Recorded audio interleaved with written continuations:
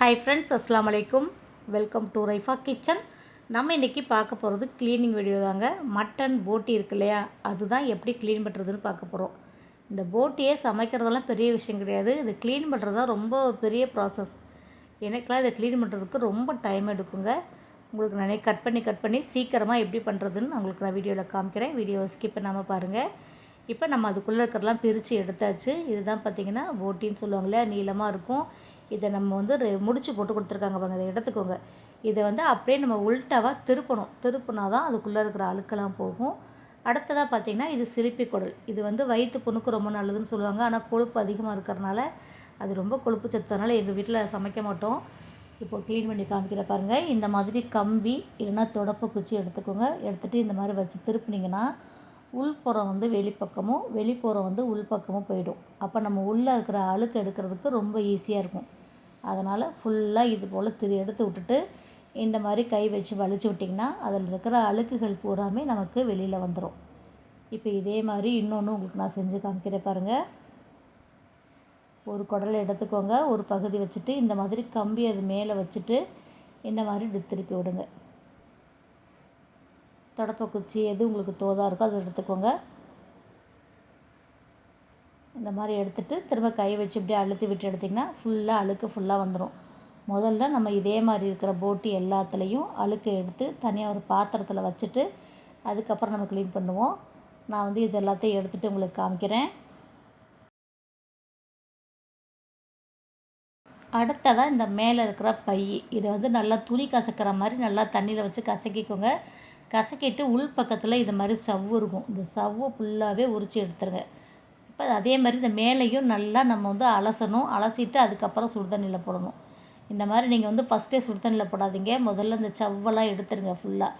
உங்களுக்கு முழுசாக பெருசாக இருக்குது இந்த மாதிரி சுத்தம் பண்ணணும்னா சிசர் வச்சு சின்ன சின்ன பீஸாக கட் பண்ணி எடுத்துக்கோங்க. இந்த மாதிரி ஒரு 2-3 கட் பண்ணி எடுத்துக்கிட்டிங்கன்னா உங்களுக்கு எடுக்கிறதுக்கு ஈஸியாக இருக்கும். மேலே தண்ணி எதுவும் திரிக்காமல் ஈஸியாக நம்ம அந்த வேலையை முடிக்கலாம். அதனால் நான் வந்து இது 2-3 பீஸாக கட் பண்ணி எடுத்துகிட்டு இதுக்குள்ளே இருக்கிற இந்த சவ்வு எல்லாத்தையும் எடுத்துடலாம். இதே மாதிரி எல்லாத்துலேயும் சவ்வை எடுத்துகிட்டு இது நல்லா துணி கசக்கிற மாதிரி நல்லா கசக்கி அலசிக்கோங்க. அப்புறம் இந்த பகுதியும் பார்த்திங்கன்னா சிசர் வச்சு கட் பண்ணி பிரித்து விட்டுட்டு இதுக்குள்ளே மடிப்பாக இருக்கும். இதெல்லாம் பார்த்திங்கன்னா நல்லா குழாயை திறந்து விட்டு கழுவுனிங்கன்னா இதில் இருக்கிற அழுக்குகளுமே வெளியேறிடும். நல்லா சுத்தம் பண்ணணும் குடல். அப்போ தான் நம்ம வந்து சாப்பிட்றதுக்கும் நல்லாயிருக்கும், உடம்புக்கும் நல்லது. இந்த மாதிரி திருப்பி விட்டுட்டு இது மாதிரி கசக்கி வச்சுக்கோங்க. நல்லா துணி கசக்கிற மாதிரி கசக்கி எடுங்க. நீங்கள் சிங்கில் வச்சு கூட இந்த மாதிரி நீங்கள் நல்லா க்ளீன் பண்ணி எடுக்கலாங்க. இப்போ இது எல்லாத்தையுமே நான் க்ளீன் பண்ணி எடுத்துட்டேன்.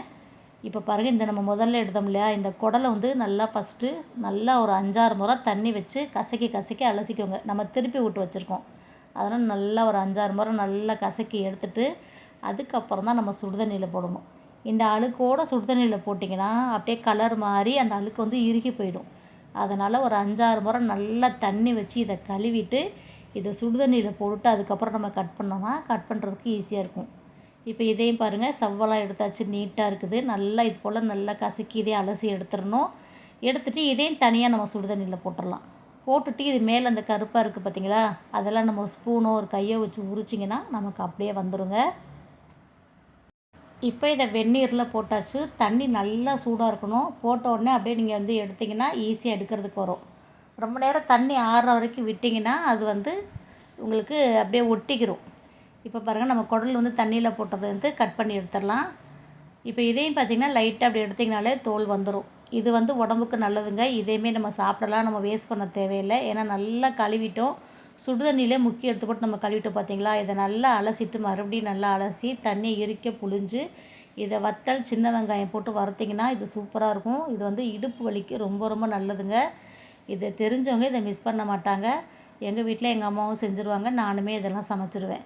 இப்போ இந்த மாதிரி தோலை எடுத்துட்டிங்கன்னா இப்போ உள் பக்கமும் சவ்வு எடுத்துட்டோம், வெளிப்பக்கமும் தோல் எடுத்துட்டோம். நல்லா வெள்ளை வெளியேறு நமக்கு பளிச்சுன்னு கிடச்சிரும். அதுக்கப்புறமா நம்ம இதையுமே கட் பண்ணி எடுத்துடலாம். இப்போ நம்ம சுடுதண்ணியில் குடல் போட்டோம் இல்லையா, அதையுமே எடுத்து கட் பண்ணிக்கோங்க. இந்த மாதிரி சுடுதண்ணியில் போட்டோம்னா நமக்கு வந்து கட் பண்ணுறதுக்கு ரொம்ப ஈஸியாக இருக்கும், வழுக்காமல் இருக்கும். நம்ம நல்லா தண்ணி வச்சு கழுவிட்டோம், எந்த வாடையும் இல்லாமல் நல்லா சூப்பராக கழுவிட்டோம் பார்த்திங்களா.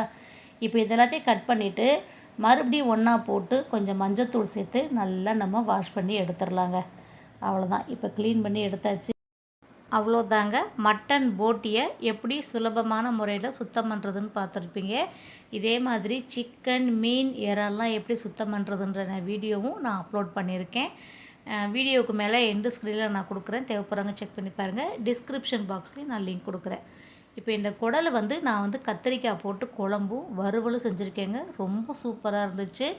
அந்த ரெசிபி வீடியோவை நம்ம அடுத்த வீடியோவில் பார்க்கலாம். அதை பார்க்கணுன்னு நினைக்கிறவங்க அப்படி நம்ம சேனலை சப்ஸ்கிரைப் பண்ணிக்கோங்க.